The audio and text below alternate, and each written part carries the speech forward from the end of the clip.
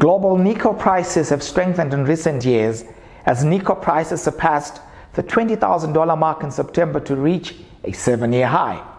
This as the demand for nickel, the new gold, a vital component in batteries used for electric vehicles, continues to balloon.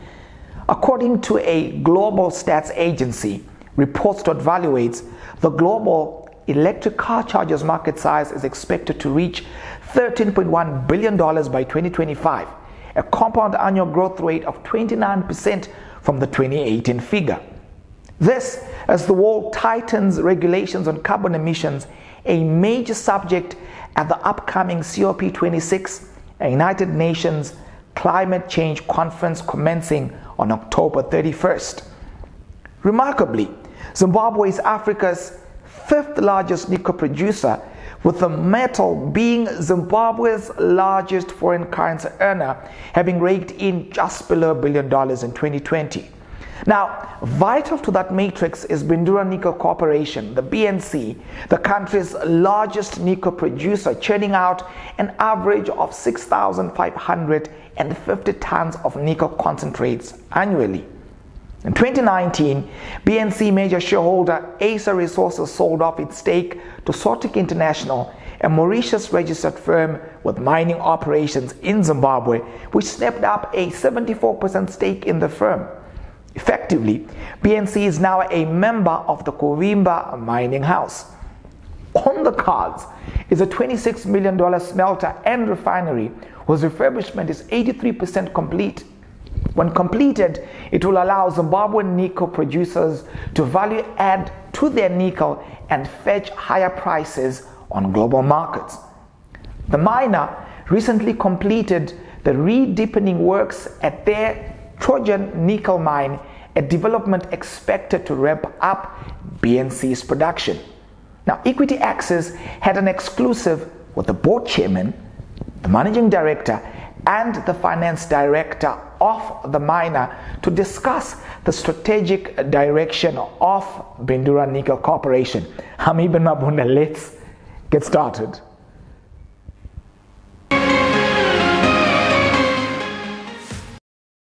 Sirs, good day, and thank you for welcoming us into your corporate home. Thank you. Thank you. It's a pleasure. Fantastic. Well, the past 18 months or so have seen a series of changes, perhaps 18 into 24, at the highest level in as far as the organization is concerned. And of course, there's been a shift in terms of the majority shareholder in the firm. And now, as at this point, Bindura is now under the Kuvimba mining house. To you, Mr. Masunda, what is the implication of this very development, and what would be the strategic focus of the miner under the Kuvimba mining house? We're very pleased with the developments that have taken place, and we are now an integral part of Kuvimba mining house, and we are by far the largest of the entities that come under the Kuvimba mining house. And what we find particularly pleasing is the fact that the shareholders or ultimate beneficiaries within Kuvimba mining house include, the civil servants, the pensioners, and a number of entities that are made up of Zimbabweans.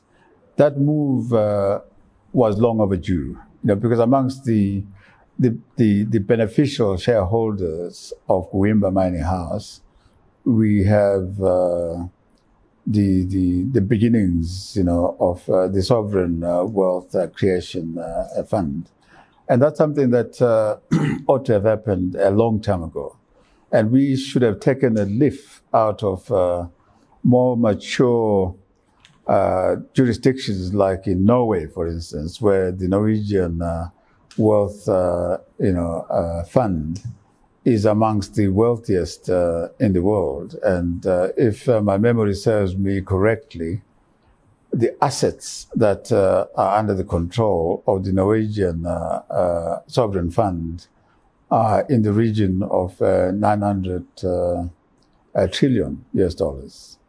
and that all had to do with the leveraging of assets that the Norwegian government had at its disposal in the form of the oil deposits in the North Sea. So in Zimbabwe, the parallel that can be drawn with Norway is that our country has been endowed with rich natural resources, which include the mineral deposits. So it makes a lot of sense, to have the model that we now see in place, that we have the beneficial shareholders, which, as I said earlier, include the wealth, the sovereign wealth fund, and the actual operations of these entities is left in the hands of the experts in the form of the mining engineer in our managing director, Thomas Luciano, and the financial director in Patrick Masewa Shawabaya, and a poor attorney, as chairman like myself, because I've had the good fortune of being involved in a lot of corporate matters since the tender age of 23. So the other pleasing aspect of this whole thing is that we have Zimbabwean assets being managed by indigenous Zimbabweans, not because of any other reason, but the fact that those Zimbabweans who are managing the Zimbabwean resources are appropriately skilled. They're not there just to make up the numbers. So it augurs well for the future. And we sincerely hope that the model that has been set through the establishment of Kuwimba Mining House will be extended to cover other natural resources with which our country is endowed. Pretty much bog standard and very much comprehensive in that regard. Patrick, just to sort of take you back, you delivered a strong set of financials for the year ended 31st of March, over which your total comprehensive income jumped jumped significantly where that particular period was concerned. Of course, there would be increases in as far as the cost of sales were concerned. Can you give us just a breakdown in terms of what steered your delivery over that particular period? I think the main sector really is that BNC was in a position where it could take advantage of the nickel price that was increasing. It has continued to increase. So really the emphasis is on making sure that we produce, and we produce at a competitive cost. That was the emphasis, and that remains the emphasis going forward. Your profits having jumped near 97% vis-a-vis costs that were up about 19%. Yeah. What does this speak to in as far as your operations are concerned? Look, statistics can lie as well, because when you say profit jumped 97%, we're talking 900,000 to $1.8 million. So it's not a number that we're particularly excited about, but we're excited about the prospects for this year. The numbers we expect to be much better than what we achieved last year. Fair enough. Thomas, let's talk about the strengthening of the prices of nickel. And according to the trading update, there has been a 40% price increase over the past period that you were referring to during that particular presentation.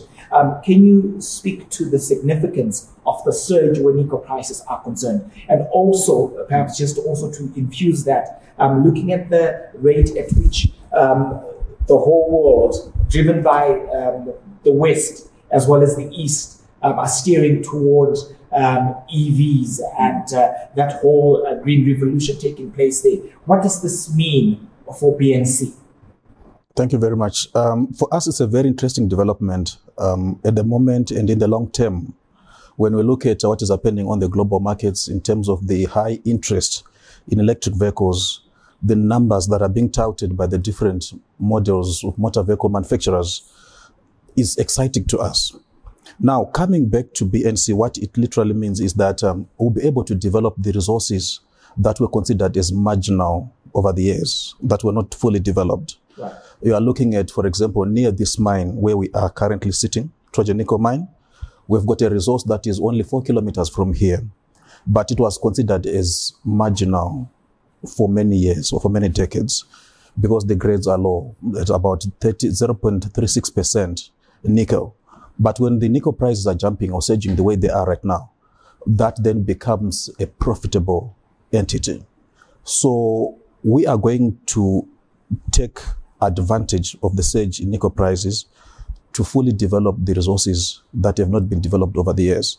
We are looking at Kingston Hill. We are looking at Trojan Hill, which is less than a kilometer from the current Trojan mine. Right. We are looking at Hunters Road, somewhere between Kwekwe and Gweru.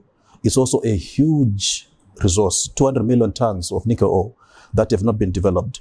But now is the time to go for those resources because of the surge in nickel prices. So we are very excited about it.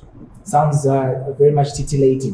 What's the status then with the surge in nickel prices vis-a-vis the smelter that has been at about 83% for several years now? And according to your previous AGMs and analyst briefings, there was this buttress notion that there would be a continuity of the project once nickel prices reach a particular threshold. How does BNC feel at this point? The smelter becomes titillating as well, as far as we're concerned, because of the nickel price. We were estimating that it would become viable at a nickel price of around $16,500 per ton. But now we've gone beyond that. What we are waiting to see is just the stabilization of that price above that threshold, which seems to be holding for now. So the smelter project will be taken or will be driven beyond the 83% refurbishment that had been done before. It's one of the projects that we're keenly looking at to make sure we increase value delivered to shareholders through the smelter. Patrick, let's talk about the Trojan Mine re-deepening project. How significant is that to your operations, and what sort of future cash flows do you envisage with such a project? Look, it's very significant, and what it will enable BNC to do is to follow the strategy of low grade and high volume, which, as the MD has alluded to, will enable us to bring into productive into processing ores that were considered to be marginal. So it's very significant, and it also reduces our operating costs. Back to you, Chair. Given an 8.9 million capex over the past year, that obviously, to a certain extent, would speak of the bullish perspective that the organization has going forward. What sort of value do you see being created, not just for Bindura, but also even at a national scale, given the fact that nickel has, over the past set of years, been in the top 3 of foreign currency generators for the country? We're very excited about all these developments that are taking place, and with particular reference to the resuscitation of the smelter and refinery. That will take us back to the good old days where we had a vertically integrated operation. We were doing the mining, and we're doing the smelting and the refining. And all those operations had to change tack when, from a production perspective, were reduced from the original 4 mines, Trojan Nickel Mine, Madziwa, Shangani, and Epoch. We were reduced down to Trojan. But with these new resources that are being exploited along the lines that both Patrick and Thomas have indicated, we are well on course in completing the resuscitation of the BSR plant, which, as you said earlier, is 83% complete. And we're going to do so in the safe knowledge that there will be enough feedstock coming through from Trojan Nickel Mine, the Kingston Project, the Trojan Hill Mine, Trojan Hill Project, as well as the Hunters Road Project. So that will also lead to, hopefully, the resuscitation of the national railways, which in the past has played a catalytic role in the movement of the finished product from here to the sea. And on top of that, we are hoping that once we realize the synergies that are there in PSR, we'll be able to start toll treating material that will be coming from outside the country. But that was a major source of revenue in the past. We were toll treating concentrates that were coming into Zimbabwe from as further afield as Australia, North America, PCL in Botswana, and Tanin in South Africa. So it becomes imperative, absolutely imperative for us as BNC and the mining industry as a whole to have more than a passing interest in getting our national railways to operate at optimum levels. Well, quite comprehensive. Once again, thank you very much for welcoming us into your corporate home. Thank you. Good It's luck a pleasure. with the ensuing endeavors. Thank you. That's a wrap. Thank you for watching. Don't forget to like, subscribe, follow us on Twitter, Facebook, and to visit our informative website, www.equityaccess.net. From the Equity Access team and I, Danke, until next time, stay safe.